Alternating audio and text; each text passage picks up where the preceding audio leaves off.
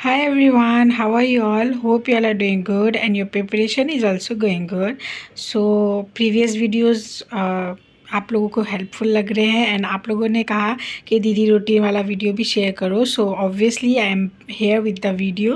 तो इस वीडियो में हम मेरा डेली स्टडी रूटीन के बारे में बात करेंगे एंड आई होप कि आपको पसंद आए. देखो, हर रूटीन स्टार्ट करने से पहले मैं एक कंडीशन आपको बता देती हूँ कि हर it's a kind of disclaimer कि ऐसा नहीं है कि मैं जो रूटीन फॉलो करूँगी वही रूटीन आपको भी फॉलो करना ज़रूरी है. हर किसी की लाइफ और उसके टर्म्स एंड कंडीशंस अलग अलग होते हैं. आपकी लाइफ, आपके सिचुएशंस, करंट सिचुएशन डिफरेंट होंगे. हो सकता है कोई अर्ली बर्ड हो, कोई नाइट ऑल हो. तो जैसे आप चाहो आप अपना उसके अकॉर्डिंग रूटीन बना सकते हो. ये रूटीन जो मैं शेयर करने वाली हूँ ये मेरे टर्म्स एंड कंडीशंस के अकॉर्डिंग है, मेरी करंट लाइफ पे है. आप चाहो तो इसे फॉलो कर सकते हो, बस इसमें जो भी आपके लाइफ के अकॉर्डिंग मॉडिफिकेशन करना हो वो आप कर लेना. ऐसा नहीं कि एज़ इट इज़ शेयर दीदी ने बताया है तो as it is he follow करना है, कॉपी नहीं करनी है. अगर आपका लाइफ मेरे जैसा है, आप सुबह उठ सकते हो तो आप इसी तरह से रूटीन बनाओ. सुबह उठो, सुबह से लेकर रात तक पढ़ो, रात में सो. अगर आप सुबह नहीं जग सकते, रात में जग रहे हो तो आप इस टाइप से ये मतलब एक ऐसा आउटलाइन है कि आप अपने रूटीन को इस टाइप से डिज़ाइन कर सकते हो. आप अपने डे को इस तरह से प्लान कर सकते हो. मैंने इस तरह से किया है, आप अपने अकॉर्डिंग अपने डेज़ को आप अपने हिसाब से डिज़ाइन कर लेना. तो चलो क्विकली वीडियो को स्टार्ट करते हैं. And here is my 12 hours study routine, 12 hours daily study routine. और 12 आवर्स देखो, मैंने कहा ना, मेरे करंट लाइफ सिचुएशन ऐसी है कि मुझे घर को संभालना है तो मैं 12 आवर्स की स्टडी कर पाऊँगी, इससे ज़्यादा नहीं. और हो सकता है इससे भी कम हो जाए, ये मेरा मैक्सिमम है. लेकिन आप लोग 12 आवर्स मिनिमम रखना. मिनिमम से ऊपर जा सकते हैं लेकिन मिनिमम से नीचे मत आना. लाइक 12 से 15 16 इतना कर लेना, क्योंकि आप लोग घर पे रहते हो तो कुछ और तो काम होता नहीं है, सिर्फ पढ़ाई पढ़ाई. अगर घर पे रह रहे हो, अगर हॉस्टल में रह रहे हो, कहीं भी रह रहे हो तो पढ़ाई पढ़ाई पढ़ाई वाली चीज़ होती है. अगर आपका लाइफ मेरे से मैच करता है, ये खाना बनाना है, घर को संभालना है, उसके बाद पढ़ाई करनी है, तो उसके अकॉर्डिंग 12 आवर्स की डेली स्टडी रूटीन बना लेना. तो चलो वीडियो को क्विकली स्टार्ट करते हैं. तो ऑब्वियसली रूटीन स्टार्ट होता है मेरे सुबह उठने से. तो I am going to wake up around 4 AM in the morning. तो क्योंकि मुझे सुबह उठना पसंद है. बहुत दिनों से, बहुत इरेगुलर लाइफ की वजह से मैं सुबह नहीं उठ पाती हूँ, लेकिन हमें टारगेट लेना पड़ता है. ज़रूरी तो नहीं कि मैं सुबह उठ रही हूँ तो ही मैं सुबह उठ पाऊँगी. हमें टारगेट लेना पड़ता है और उस टारगेट को फॉलो करना पड़ता है. जैसे कि हमने इतने महीनों से पढ़ाई तो की नहीं है, लेकिन क्या गारंटी है कि हम अच्छी सी स्ट्रैटेजी बना लेंगे. हम ये सोच लेंगे 2 महीने में हम इतनी पढ़ाई कर लेंगे, इतने घंटे की पढ़ाई कर लेंगे, और हम कर भी लेंगे. प्रोक्रास्टिनेशन नहीं करेंगे. जब हमने इतने महीने प्रोक्रास्टिनेट किया है तो ज़रूरी तो नहीं है कि 2 महीनों में हम एकदम से चलने ही लगेंगे, दौड़ने ही लगेंगे. तो ऐसा होता है ना कि हम टारगेट बनाते हैं, फिर एक दिन फ्लॉप करेंगे, दूसरे दिन सक्सेस करेंगे, तीसरे दिन फ्लॉप करेंगे, चौथे दिन सक्सेस करेंगे. एक दिन ऐसा आएगा 10 दिन बाद कि हम प्रॉपरली एक फ़्लो में चलने लगेंगे. तो वैसे ही मेरा अभी करंट सिचुएशन ऐसा है कि मैं सुबह 7 8 9 बजे जगती हूँ, क्योंकि रात में नींद नहीं आती. कभी नींद आती है तो पूरी नींद नहीं हो पाती, तो इसीलिए तो कभी जग भी जाती हूँ सुबह, कभी नहीं. ज़्यादातर तो नहीं जग पाती हूँ. तो इसलिए मैंने टारगेट लिया कि सुबह जगने का, क्योंकि जब आप सुबह जगोगे और वो सनराइज़ वाला माहौल देखोगे ना तो बहुत अच्छा फ़ील होता है. और it's an ideal time to wake up. तो 4 से 5 मैं 4 बजे उठूँगी. तो सुबह उठने के बाद 10 मिनट लगते हैं फ्रेशन अप होके स्टडी टेबल पे बैठने के लिए. तो मैंने यही डिसाइड किया है कि सुबह उठ के फ्रेश होके थोड़ी देर नींद भगाने के लिए थोड़ा सा तो कुछ ना कुछ करना पड़ता है. तो वो नींद भगाने का जो प्रोसेस होगा उसमें मैं NCERT रीडिंग करूँगी, बायोलॉजी का जो भी मेरा करंट चैप्टर चल रहा होगा. हाँ, जूलॉजी पढ़ते वक्त नींद नहीं आती है, लेकिन बॉटनी पढ़ते वक्त थोड़ी सी नींद आने लग जाती है. तो उसमें आप ये कर सकते हो कि क्वेश्चन प्रैक्टिस कर सकते हो सकता है कि नींद ना आए. NCERT को जो आपने लेक्चर से वन शॉट देखा है, तो वन शॉट में तो ज़्यादातर शॉर्ट फॉर्म में या शॉर्ट नोट्स के टाइप में पढ़ाया जाता है. तो उसके साथ साथ नोट्स और NCERT दोनों को साथ में रख के और आप पढ़ सकते हो. पता है एक्चुअली नींद कब आती है कि जब हमें समझ में नहीं आता, जैसे एनसीईआरटी हम पढ़ रहे हैं, बहुत लोगों के साथ होता होगा, मेरे साथ भी होता है कि मुझे एनसीईआरटी समझ में नहीं आती अच्छे से।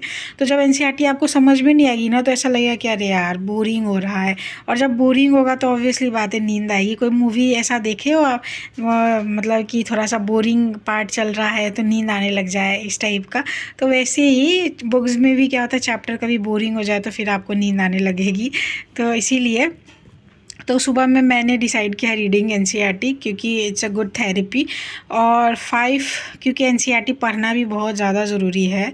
और 5 AM to 6 AM रिवीजन और क्वेश्चन प्रैक्टिस का मैंने दिया है। जो भी मैं वन शॉट देखा है मैंने कल का, वो आज, जैसे कि कल मैंने लेक्चर देखा, वन शॉट देखा या फिर कोई चैप्टर क्लियर किया, तो उसका रिवीजन भी करना ज़रूरी है। तो वो आज सुबह में उठ के मैं करूँगी, क्योंकि याद करने की चीज़ें या क्वेश्चन प्रैक्टिस करने की चीज़ें मॉर्निंग में ज़्यादा बेहतर होती है, डिस्पाइट फिज़िक्स। क्योंकि फ़िज़िक्स को जब आप करोगे ना, तो जब क्वेश्चन सॉल्व नहीं होगा तो पूरे दिन का हेडेक हो जाएगा वो। तो अभी मेरा बायो एंड केमिस्ट्री वाला पार्ट चल रहा है, तो इसीलिए I have decided to solve questions in the morning. लेकिन बाद में फ़िज़िक्स जब आ जाएगा तो ये शिफ्ट हो जाएगा आफ्टरनून या फिर इवनिंग में। तो फिर 6 AM to 8 AM मुझे शार लेना होता है, ब्रेकफास्ट बनाना होता है, और उसमें ही मैंने सोचा है कि 10 मिनट्स का एक्सरसाइज भी, क्योंकि बाहर मेरे पास आप लोग जानते हो स्पेस है जहाँ पे मैं थोड़ा सा वॉक पे तो नहीं जाऊँगी, मैं नहीं जा पाऊँगी, टाइम इज़ वेरी लेस। और इस टाइम पे वॉक पे जाना इज़ इम्पॉर्टेंट, लेकिन मैं नहीं जा पाऊँगी क्योंकि बहुत कम टाइम है। थोड़ा सा एक बार फ्लो में आ जाए सब कुछ, तब मैं सोचूँगी वॉक पे जाने का। तो इसीलिए ब्रेकफास्ट बनाने में काफ़ी टाइम लग जाता है। तो ये वाला मेरा रूटीन रहेगा, 6 to 8 shower, breakfast and 10 minutes exercise.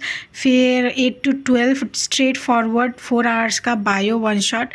4 hours में मैं जितना कर सकूँ, नहीं हो पाएगा तो उसको रख देंगे, फिर उसके बाद कंटिन्यू करेंगे। आगे बताती हूँ मैं कब। तो 8 से 12 PM मतलब ब्रेकफास्ट किया और डायरेक्ट टेबल पे बैठ गई बायो का वन शॉट देखने के लिए। फिर उसके बाद 12 to 2 PM lunch and rest.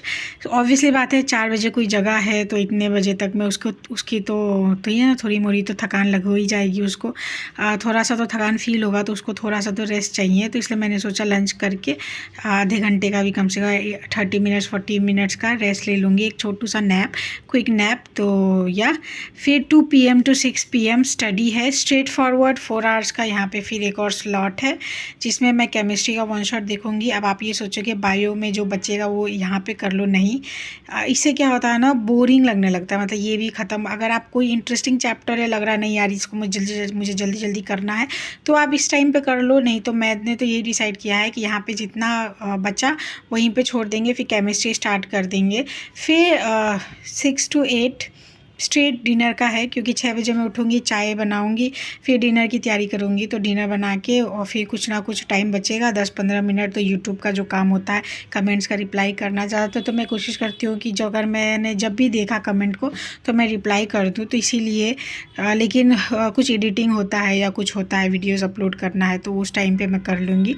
फिर 8 PM to 10 PM डिनर के बाद थोड़ा देर इधर उधर करने के बाद स्टडी करेंगे हम। स्टडी में वही जो बायो का जो बचा हुआ है, अगर बायो का वन शॉट कम का है, कंप्लीट हो गया तो छोड़ देंगे, बचा है तो इस 2 घंटे में हम कोशिश करेंगे कि कंप्लीट हो जाए। फिर सोने से पहले I prefer to do journaling, जिसमें मैं रूटीन बना लूँगी, टू डू बना लूँगी, जो मुझे डेली कम्युनिटी में टैग करना है। कम्युनिटी पोस्ट में डेली करूँगी अपना टू डू का फॉर द लास्ट 70 डेज़, जब तक नीट नहीं होने वाला 3 मई तक।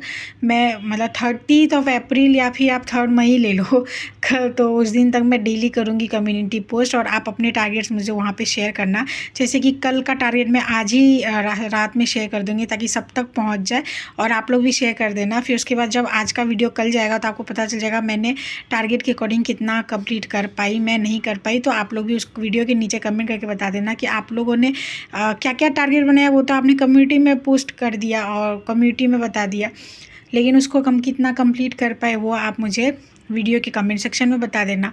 फिर 10 PM to 4 AM sleeping time है, और ऑब्वियसली 7 घंटे की नींद मैं ले रही हूँ। टोटल स्टडी आवर्स हैं 2 घंटे सुबह का था, फिर 4 hours straight bio, 4 hours straight chemistry, 2 hours 8 to 10 वाला, फिर टोटल हो गया 12 आवर्स का डेली स्टडी रूटीन है। बहुत सिंपल वाला, बहुत इजी पीजी, कोई भी फॉलो कर लेगा। मैं देखती हूँ मैं कितना कर पाती हूँ।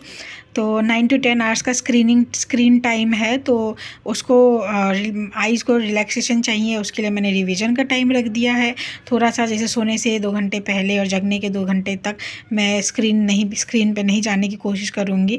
कभी होता है ना कि नहीं यार बहुत जल्दी है, करना है, तो हो सकता है मैं कर लूँ, लेकिन कोशिश करूँगी कि मैं ना करूँ। फिर टोटल स्लीपिंग टाइम हो गया 6 + 1, यहाँ पे 6 आवर्स हो जाते हैं ना, 10 से 11, 11 से 12, 12 से 1, 1 से 2, 2 से 3, 3 से 4, 6 घंटे, और दोपहर में मैंने 1 घंटा दे दिया, तो टोटल 7 आवर्स की मेरी स्लीप आवर हो गई। तो ये रहा मेरा 12 आवर्स का डेली स्टडी रूटीन। अगर आपको पसंद आया हो तो don't forget to like, share and subscribe to my channel, और कमेंट करके मुझे बताना कि हाँ दीदी अच्छा लगा।